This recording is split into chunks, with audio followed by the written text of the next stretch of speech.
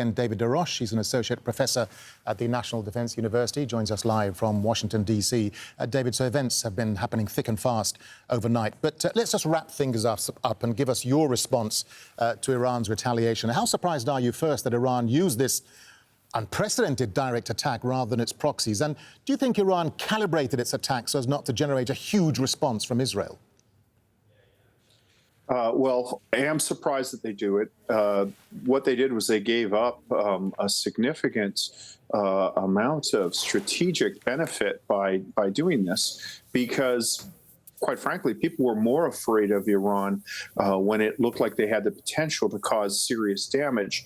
Now, the Iranian narrative, when people talk about the effectiveness of the military, is going to be, well, we held back. And I think there's going to be an element of doubt. Did you really hold back? We won't know if they held back or not for a few days. We're going to have to look at what was targeted and what damage was actually inflicted.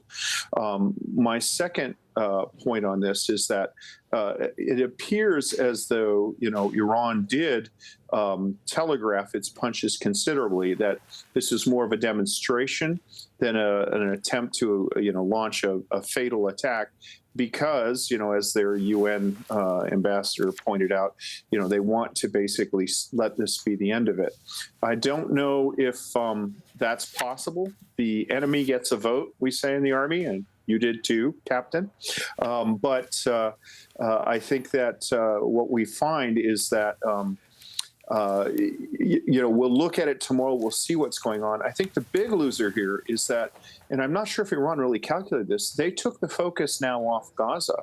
And so I think that the narrative is going to shift. And I think that the pressure that had been building on Israel to restrain from further actions in Gaza, that may have been lifted as a result of this attack. Yeah, and let's just stay with Gaza for a second then, David. I mean, what do you think is going to happen now? If the focus has shifted from Gaza to Iran, Israel, what does that mean for the prosecution of the war in Gaza? And does that, because the pressure is off Netanyahu, does that then give them the green light to do whatever they want in Gaza? Well, I think they can do, I think they will be able to do what they want, but not in the way they want to do it. So I think that their freedom of action will be somewhat limited, but I've come to the conclusion, and I could be wrong, that Netanyahu cannot survive unless he completely destroys the military infrastructure of Gaza.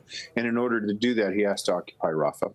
So I think that they will do that now. And I think that, perhaps the price will be Netanyahu will say, OK, we'll take this as the end of it rather than respond in kind to Iran, and then, finish his, I think, what he views as his strategic imperative to militarily destroy Hamas in Gaza.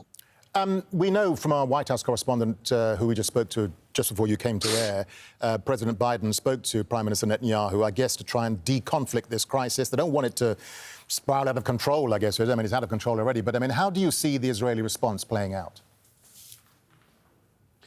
Well, it depends on what the damage is. I think that there is a strong possibility that the Israelis will feel that they have to respond in some symbolic way, that they can't allow a massive attack like this to go unanswered.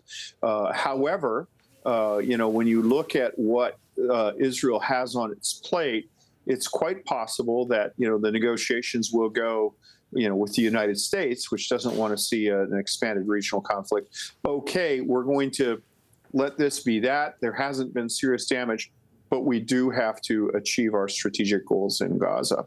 So I think that if it plays out like that, then this Iranian attack will ultimately have really backfired on their efforts to keep Israel restrained from its actions in Rafah. Yeah, that's interesting.